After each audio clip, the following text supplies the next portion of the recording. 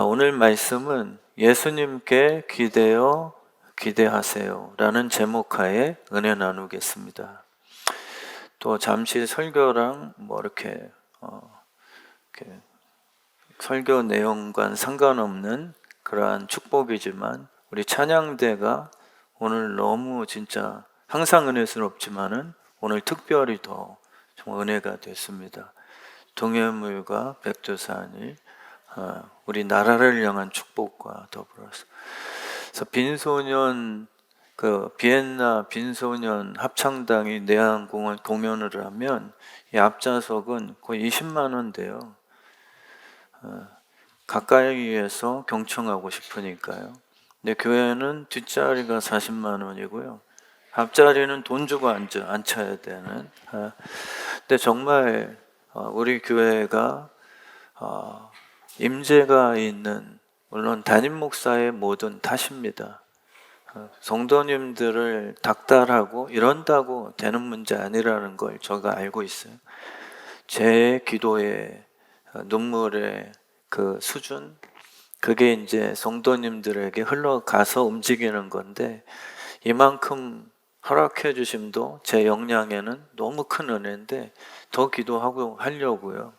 주님을 위해서 우리 교회가 정말 적극적이고 그런 세상 합창단보다도 못한 찬양단이 아니라 더 앞에서 듣고 싶어하고 주님을 높이는 그 소리에 얼마나 큰 파워가 있겠습니까? 그래서 오늘 점심에 또 비엔나 소세지가 나옵니다. 우리 정말 기뻐하시고 행복해하시고 이 예배당에 돈 없이 값 없이 입장을 했다는 것에 대해서 정말 깊은 은혜, 감사하는 예배자들이 다 되시길 축원합니다. 오늘 말씀은 그 룻에 대한 이야기입니다. 룻. 조건이 없고 볼품이 없는 한 여인, 우리와 같은 그런 처지이죠. 근데 드라마처럼 유력한 꽃미남이 우연하게 만나 아내로 삼는 그러한 극적인 내용 장면입니다. 은혜라는 것은 신비주의로 자꾸 받으려고 하시면 안 되죠. 그거는 이기적입니다. 그거는 종교화예요. 능력을 받고 싶어하는 이유는 흘려보내기 위한 예수의 성품과 동반이 돼야 됩니다. 그래서 능력이 남을 살리고 축복의 통로의 역할을 하는 그 모습, 그게 우리가 예수님처럼 따로 시간을 내어 기도하는 그 이유가 되겠죠. 근데 잘못된 종교인들은 사람과의 관계는 다 끊어버리고 혼자 동굴 속에 들어가 나만 신비 체험한 것을 갖고서 이렇게 추앙받으려고 하는 교주성. 근데 성경은 그거는 이단스럽다라고 이야기를 하시죠. 지극히 은혜는 이렇게 우연을 가장된 섭리로 주어지게 됩니다. 깨달아야 은혜였구나 알 수 있게 되지 누가 보더라도 기적이다. 여기서는 사실 성숙함이 발생되지 않습니다. 이게 우연이 아니었구나. 여기에 대한 감탄하는 순간에 진짜 단단한 믿음이 이렇게 정금처럼 이렇게 만들어지게 되죠. 그래서 은혜는 좋은 사람과의 만남을 통해 부어지게 되어 있습니다. 그래서 하나님께서 성경 내용을 다 사람과 사람, 오늘 본문도 정말 무슨 드라마 같잖아요. 그냥 먹을 거 주스러 나갔다가 멋진 유력한 남자를 만나 인생 역전이 되는 그런 은혜의 스토리. 우리의 삶이 사실 같은 거죠. 예수 그리스도를 이렇게 만나게 되는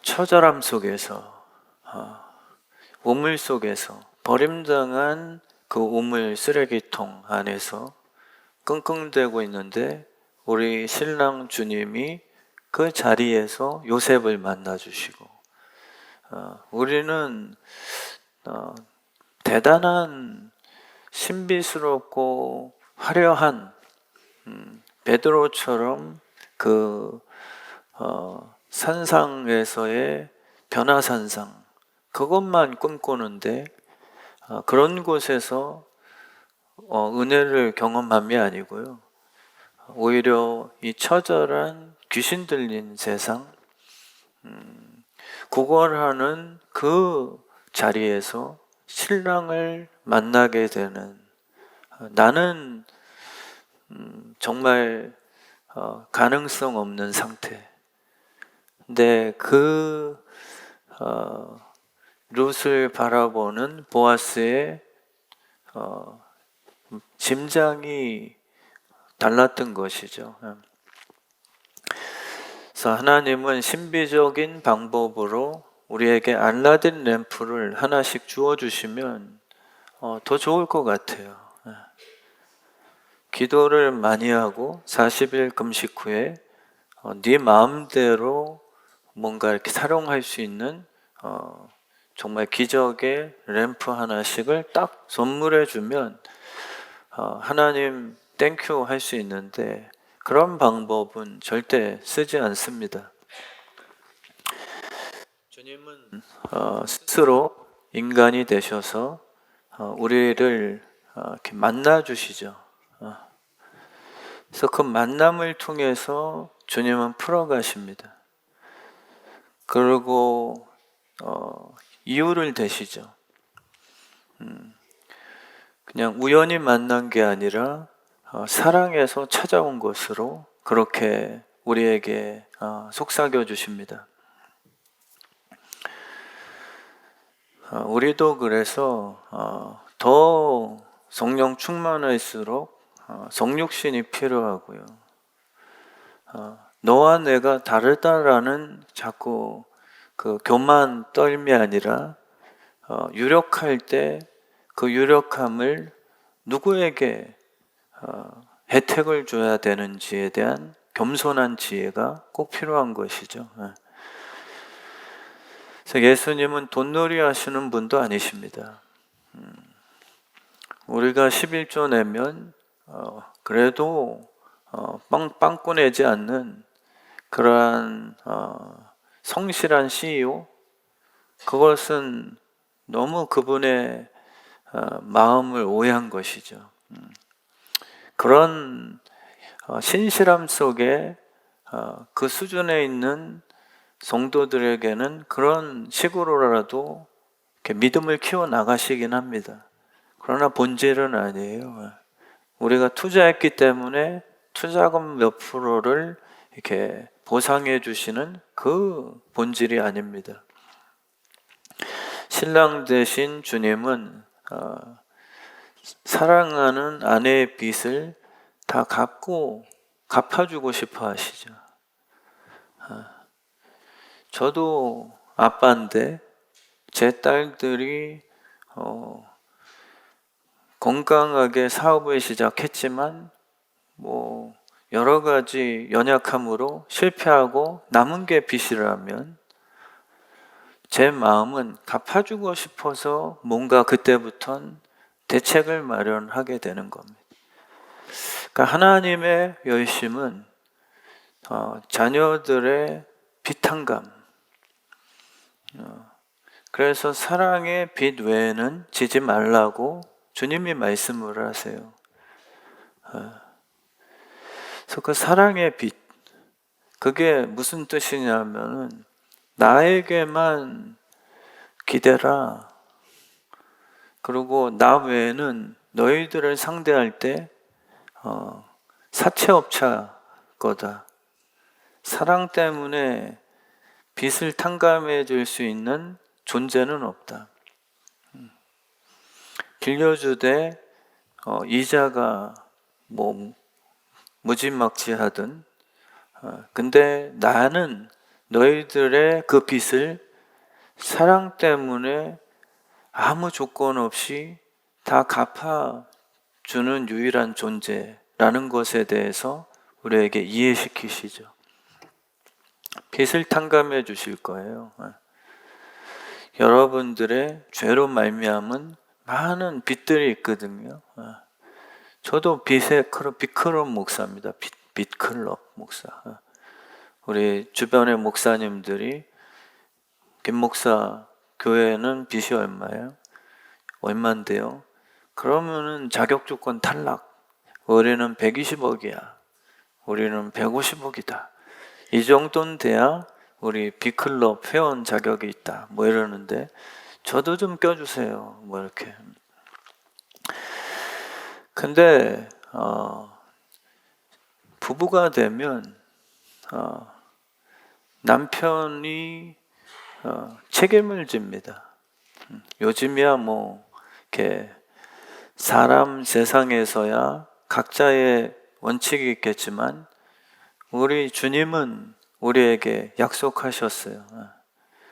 돈 없이 값 없이 너희들이 내 신부가 되면 얻게 되는 은혜의 혜택. 멍청해진 것도 마귀에게 죄로 말미암아 이것도 빚의 종류거든요. 빚. 우리가 못 갚아요. 지혜를 다시 못 찾아옵니다. 근데 주님께서 신부가 된 우리에게 그 피로 말미암아 다 다시 되돌려 주시는 은혜를 허락하신 거죠.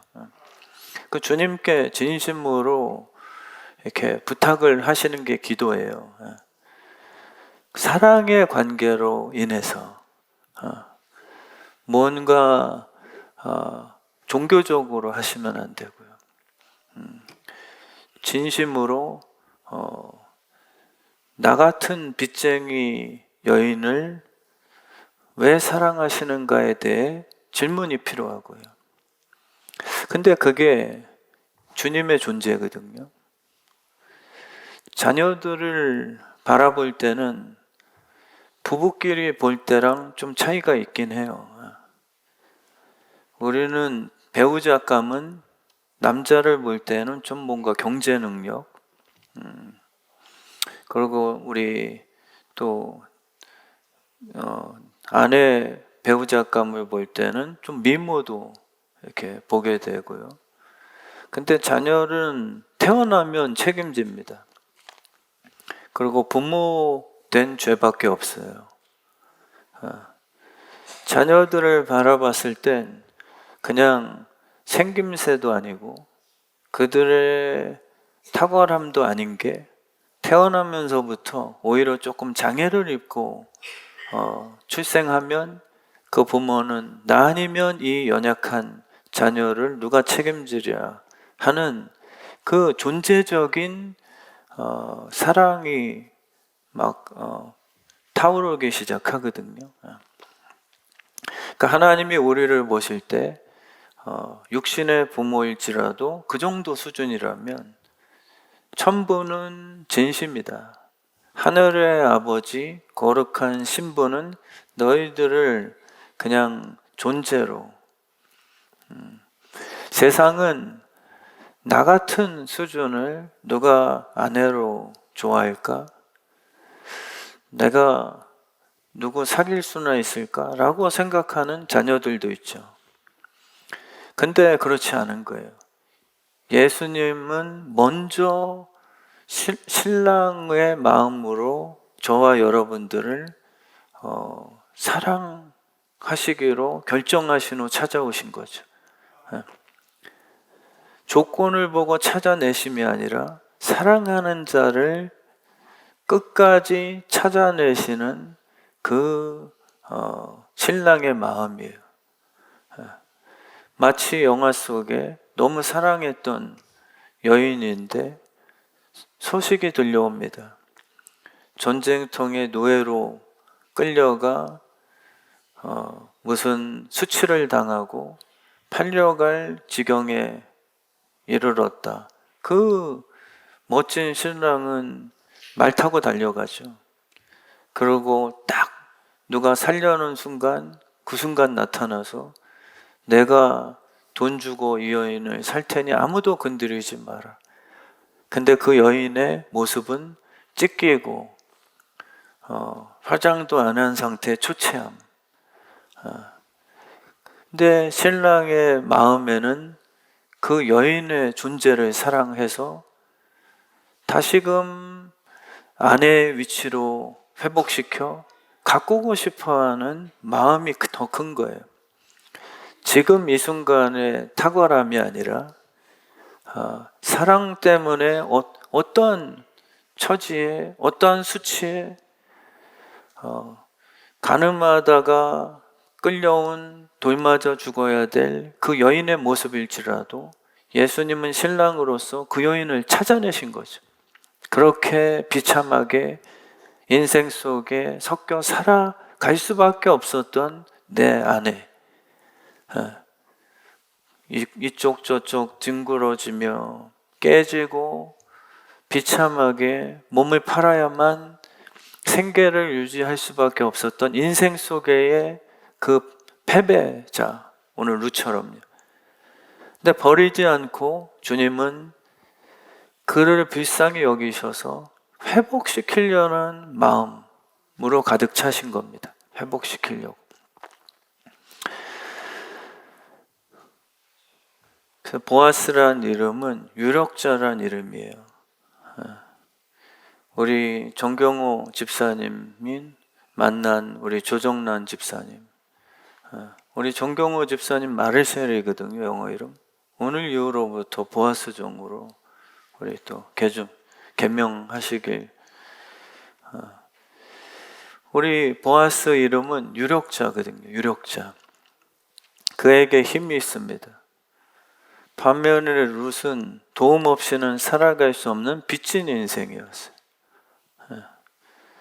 그래서 시어머니에게 먹을 것 없으니까 그 당시에 나름 시스템이 다 추수하지 마라. 내 것이라고 해서 다 따가지 말고 가난한 사람을 위해서 그가 이삭 줍게 할 수 있도록 조금 남겨두는 그러한 덕스러운 시스템이 있었잖아요. 그래서 이 며느리는 어머니와 함께 먹을 만한 음식을 남의 밭에서 구해야만 얻어낼 수 있는 그러한 상태였던 거죠. 그래서 이 시어머니는 그런 며느리에게 갔다 와라 라고 축복을 해주고요. 요즘 시어머니들은 그냥 며느리가 뭐 한다고 하면 기도하고 결정된 건데도 네가 뭘 한다고 지금 네 시어머니 이삭이나 먹이려고 지금 그딴 짓이냐? 이러지 않았다는, 오히려 그의 선택에 축복해주고 본인은 연세를 들었으나 함께 공동체로서 아마 축복을 해줬을 거예요. 우리 룻 며느리가 가는 길 성령께서 인도하소서, 그리고 좋은 밭주인을 만나게 해주시고 우연이 아닌 섭리가 되게 하소서. 그리고 우리 홀로 된 며느리 혹시라도 그 밭주인 싱글이게 해주세요. 그리고 잘생기고 유력자면 더 좋겠습니다.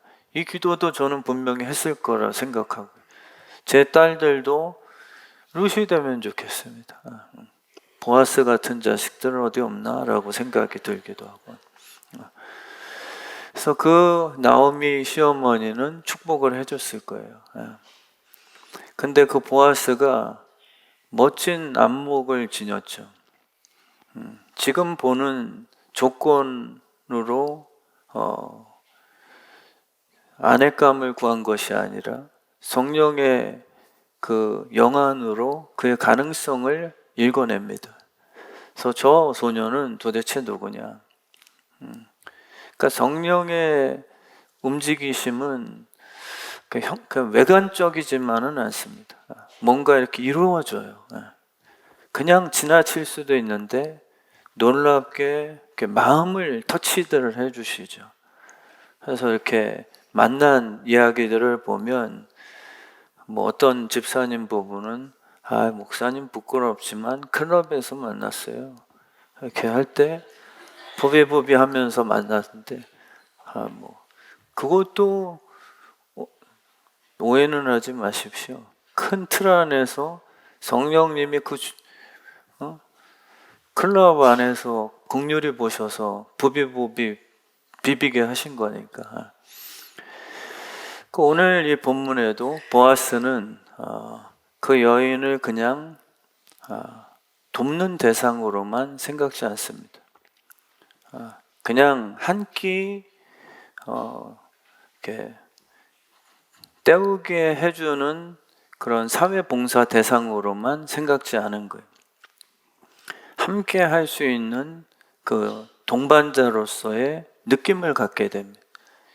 예수님이 우리를 바라보실 때 불쌍히 여기신 것, 그거는 신랑 없는 신부의 인생살이에 대한 눈물이셨지, 오병이어 기적 앞에서도 그냥 배고파하는 군중들, 재난지원금이나 한번 싸줄까?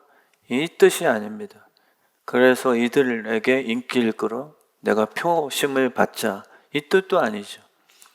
그들을 바라보면서 불쌍히 여긴 건 목자 없는 양이었고, 목자 없는 양들은 한 끼 채워준다고 될 것이 아니라 함께 살아줄 목자가 필요하구나, 이 마음을 지니신 거죠. 그래서 우리를 바라보실 때 신랑이 되고 싶어 하시는 겁니다. 신랑이 그분이 되어주셔서 우리의 지속적인 삶, 영원토록 천국에 가면 끝없는 것인데, 그분이 신랑이 되어주셨기에 행복한 공간이 천국이죠. 신랑 없이 나만 육적으로 쾌락 누리는 것이 천국은 아니잖아요. 그래서 우리를 바라보실 때 불쌍히 여기심은 참된 신랑이 없구나, 사랑의 빛으로 탕감시켜줄 만한 신랑 부재 현상이구나. 그래서 그분이 우리에게 기꺼이 신랑이 되어주신 겁니다.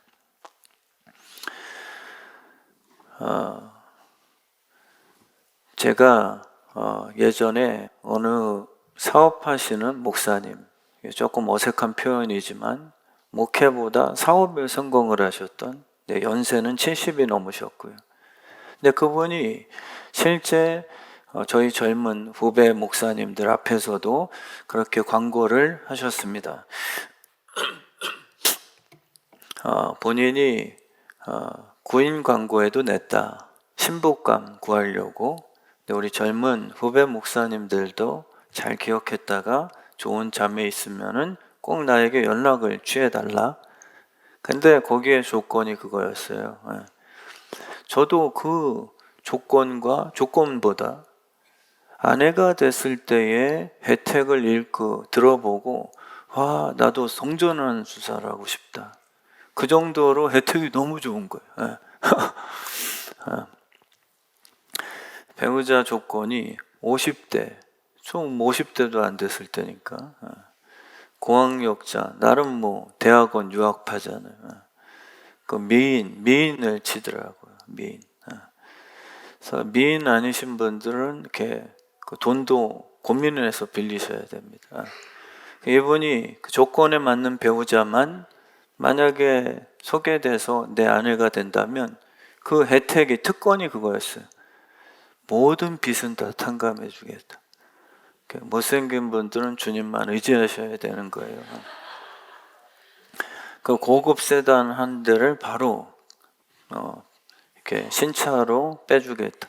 한 달에 1,000,000원은 기본 생활비로 마음대로 쓸 수 있게끔. 커밍아웃 하고 싶겠어요? 안 하고 싶겠습니까? 저도 이렇게 아내가 되고 싶은. 그 본인 유산 상속을 내가 줄걸랑 자녀가 아니라 그 여인에게 다 해주겠다. 지금 또 알아보지 마십시오. 조금 이상한 분 같았으니까. 근데 정말 부부가 된다는 것은 그 신랑 되신 주님께서 다 해결해 주신다는 약속이죠. 그래서 우리는 그것을 계산하고 예수님이 내 신랑 돼 주십시오라고 쫓아다니는 분들은 종교적이에요. 기복합니다. 주님이 그걸 원하시는 게 아니라 늘 물어야죠. 나같이 빚 많은 그런 여인인데도 왜 사랑하시냐고. 그래서 그분은 진심으로 답해 주실 거예요. 그거는 그냥 나의 진실한 심장이다. 그 답 외에는 없거든요. 조건이 없는 게 은혜니까. 그러면은 그 진심을 계속해서 우리 양선영 권사님에게 확인을 시켜주시는 삶을 사실 거예요. 처음에는 나 빼먹을 것도 없는데 팔아먹어서 무슨 중국에다가 신장 매매라도 할 참인가? 이렇게 의심들죠. 그게 기독교거든요. 입양을 받은 자녀는 처음에 어색해요. 왜 이 부자가 유명한 연예인들이 한국 우리 어린아이를 이렇게 입양해서 정말 친자녀보다 더 사랑을 주는 그 스토리도 있는 거죠. 근데 이 양자로 선택받은 그 자녀들은 처음에는 어색하죠. 왜 난가? 근데 그 질문의 답은 나에게 있지 않고 선택한 그 양부모님들의 마음의 결정권입니다. 그러니까 우리 기독교는 신랑 되시는 주님의 진실, 그 마음이 우리를 신부로 선택한 것 외에는 없어요. 물론 우리가 양자로 채택받은 후에 그 새로운 집에서 살아가는 문화가 어색하죠. 애굽에서 노예로 살다가 주님의 자녀가 된 것. 그럼 우리는 약간 어색한 기간을 보내게 되고, 그리고 애굽에서 살았던 그 죄, 고멜처럼 호세아의 남편이었다가 아내가 됐는데 여전히 그 유흥을 못 끊어내서 또 집을 나갔잖아요. 그런 반복.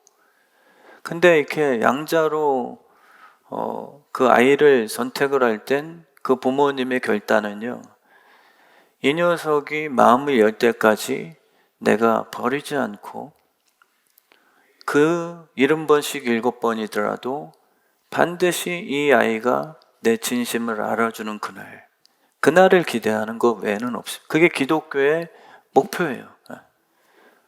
우리 주님은 우리가 진짜 율법적이지 않고 너희를 진심으로 사랑해서 조건과 이유 없이 선택한 후 그 죄를 씻기 위해 내가 십자가 오른 것이요. 그리고 다 해결한 후 너를 다시 찾아가 깨끗이 씻어 나의 거룩한 신부로 다시 혼인잔치한 후에 너를 행복하게 만들어주는 것이 나의 평생의 유일한 목적이었으니 그것이 전부다. 이것을 잘 못 믿으니까 자꾸 뭔가 더 해야 되고, 뭔가 더 성과주의, 뭔가 남보다 더 이뻐져야 되고, 이런 거에 우리가 자꾸 이렇게 신경을 쓰게 되죠. 그래서 우리 진짜 은혜는 만남을 통해서 전달되게 돼 있습니다. 우리 정말 저도 목사로서 우리 주의 뜻 성암교회 성도님들을 만난 것이 저에게 목회 축복이죠. 제가 여기서 기도를 해서 신비적인 방법으로 뭔가를 얻어내는 게 그게 하나님 방법이 아닙니다. 성도님들의 마음에 부족하지만 목사를 향한 그 사랑을 심어주셔서 그 만남을 통해 저에게 에너지를 공급하시고 위로와 격려가 되게 하시는 방법. 이것이 바로 하나님의 그 은혜를 전달하는 그 유일한 방법입니다. 그래서 고엘이라는 뜻은 사랑해서 아내로 삼아주신 후 우리의 모든 빛을 다 갚아주신다라는 뜻인데, 주님이 우리를 만나주신 이유는 빛탕감입니다. 오늘 이 예배 통해서요, 다 그 빛이 탕감되는, 주님 앞에 그렇게 요구하시면 좋겠어요. 주님, 이 빛 때문에 제가 지금 솔직히 쫓깁니다. 불안하고 남편 되시는 당신께 집중 못하겠고요.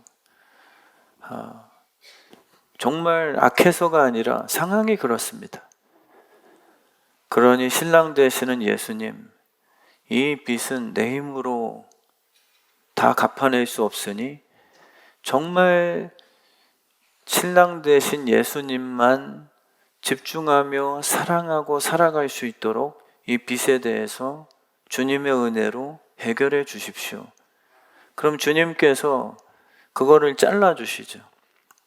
그리고 신부된 여러분과 다른 잡다함이 없이 집중해서 아가서처럼 사랑을 나눌 수 있는 환경으로 만들길 원하십니다.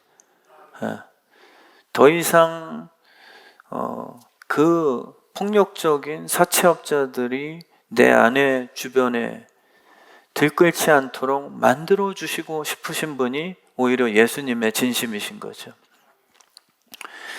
저도 그런 만남을 통해서 하늘에서 막 돈벼락 떨어지는 그런 방법은 없습니다.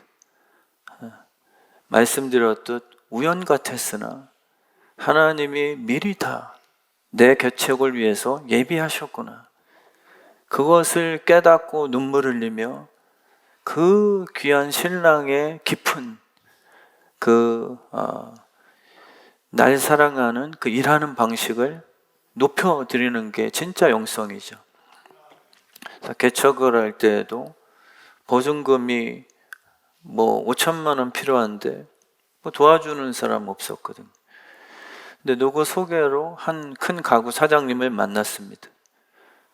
근데 그 사장님과 한 3시간 식사 자리에서 이야기 나눴는데 테이블 안에 성령님이 강하게 역사하셨어요. 정말 이렇게 뜨겁게.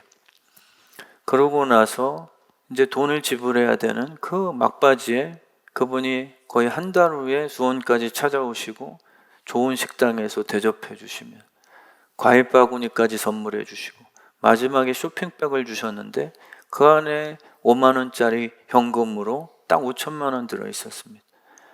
전 우연이라 생각 않거든요.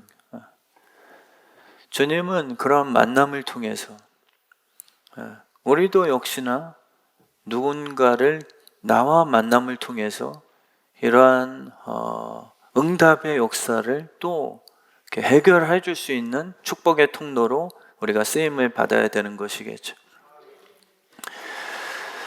우리 주의 뜻 성함교회가 정말 예수님께 기대어서요. 지금 내 처지는 초라한 절망의 상황일지라도 주님께 기대어 기도하면서 우리가 그 기적을 경험하는 거룩한 신부들이 되길 진심으로 축원합니다. 기도하면 반드시 주님이 들으셨기에 우리의 방법대로 아닐지라도 더 좋은 그분의 지혜로 반드시 응답하십니다. 신랑은 우리를 버리려고 우리를 재미삼아 택한 것이 아니거든요. 그래서 우리 주의 뜻 성함교회 성도님들이 환경 때문에 지금 포기하시는 분, 우리의 환경이 절망이신 분, 나는 이제 끝났다라고 스스로 그렇게 포기하시는 분이 안 계셨으면 좋겠습니다. 룻도 그 어려운 순간에 그냥 이삭 줍게 한 거예요. 대단한 기적을 바라는 신비주의자들 아니고요. 성실한 그 우리의 일상을 이렇게 살아갔으면 좋겠습니다. 이 삭죽교에서 무슨 큰 대박이 날까가 아니라 그 자리에서 보아스를 만나게 하시는 그분의 성실을 경험하셔야 되거든요. 근데 우리는 관계가 아니라 그 밭에 숨겨진 금덩이를 발견하는 그 신비주의 기복화에 너무 익숙하게 된 것이. 어떤 한 청년이 저한테 연락을 했습니다. 최근에. 목사님, 저는 교회 나올 자격이 없다고. 혼자 생각하고 있습니다. 너 같은 자식은 교회에 어울리지 않는 놈이야. 이렇게 자꾸 스스로를 이렇게 공격한대요. 그리고 교회 가면 자기의 이 진짜 모습에 비해 너무들 좋은 만남들이 많다. 그래서 스스로 떠나야 마땅하는 거 아닙니까? 그래서 제가 순간 기도하며 답을 준 게 그게 은혜다. 자격이 되지 않는데 네가 받게 하신 그 관계가 축복인데 그거는 감사로 전환시켜달라. 마귀는 자격이 되지 않는다라고 보이스피싱 할 거다. 여러분과 저도 똑같이 자격이 되지 않는다. 또 자격이 네가 된다. 이렇게 치우치게 하겠죠. 그러나 거울 속에 비친 너 모습을 마귀의 시각으로 보게 하지 말고 주님의 눈동자로 보는 그 복음적인 안목을 열리게 해주면 좋겠다. 그래서 마귀는 자격이 되지 않는다라고 얘기하지만 우리 주님의 눈동자는 자녀로 보시는 거다. 그래서 그것을 받고 나는 자격이 되지 않는다는 그러한 겸손한 듯 하나 은혜를 거부하는 그러한 속임수에 속지 마라. 자격이 되지 않을수록 그분의 사랑의 은혜를 경험해야 자격이 갖춰지게 되는 것이거든요. 은혜로 자격이 갖춰지지 내가 자격을 갖춘 후에 상속인이 되는 게 아닙니다. 그래서 주님께서는 돈 많았던 탕자를 신부감으로 고르신 게 아니고요. 집을 떠날 때 부자잖아요. 그때 그 신부의 돈 많은 것에 관심이 없으시고 오히려 죽었다가 살아나요. 정말 그 은혜를 귀하게 여기는 이 초췌한 탕자 같은 신부, 그들에게 본인의 있는 풍성함을 나눠주고 싶어 하시는 주님이시죠. 우리의 있는 돈에 관심 갖는 게 11조가 아니고요. 그분의 있음을 우리에게 공유하고 싶어 하는 게 그게 말씀의 약속들이십니다. 고슴도치 엄마도 자녀 고슴도치를 볼 때 너무 이뻐하죠. 우리가 볼 땐 이렇게 못났잖아요. 그게 마귀의 죄성이고요. 그래서 우리 주의 뜻 성암교회는 은혜를 기대하는 발걸음. 내가 열심히 하면 뭔가 길이 열리겠지 하는 그런 애씀이 아니라 은혜를 구하는 자격 없음. 그럼 성령께서 희한하게 보아스의 밭으로 우연 같으나 나를 이끄세요. 은혜를 사모하는 마음은 이끄심이 연결됩니다. 근데 염려와 근심으로 내가 해결해야지 하는 발걸음에는 함정을 피해갈 수 없게 되는 것이죠. 그래서 우리 주의 뜻 성암교회 성도님들에게 정말 이 만남, 우리 정말 여기 부부들 많이 계신데 우리 이제 말씀의 결론입니다. 옆분들 바라보시면서 나를 만난 당신 정말 룻과 같이 복된 자입니다 라고 이 시간 한번 해봐 주세요.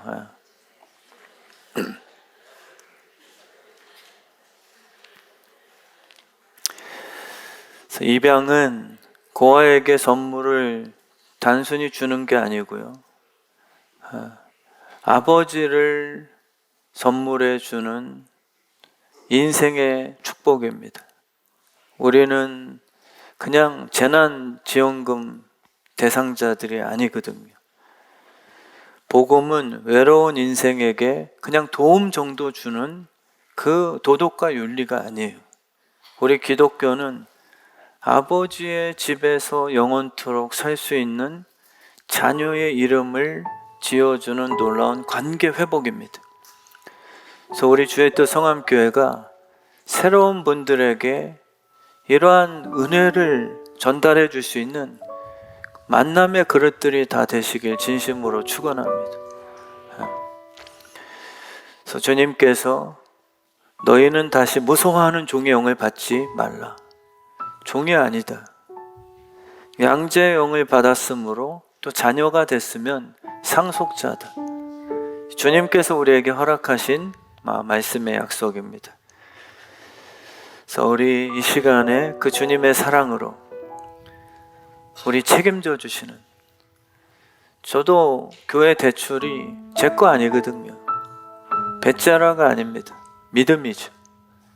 믿음과 배짱은 비슷해 보여도 주님이 책임 안 져주시면 배짱 부린 거고요, 신랑 되신 주님이 내가 반드시 책임져 줄게라는 약속을 주셨으면 믿음이 되는 건데, 그분에겐 100억이든 400억이든 단돈 10,000원이라도 그분이 아내를 위해서 커피 한 잔을 사주는 5,000원도 액수가 문제가 아니라 기쁨으로 아내가 커피를 마시는 그 모습을 보며 행복해 하시는, 우리는 돈에 의해서 자꾸 좌지우지되지만 그분의 마음은 아내입니다.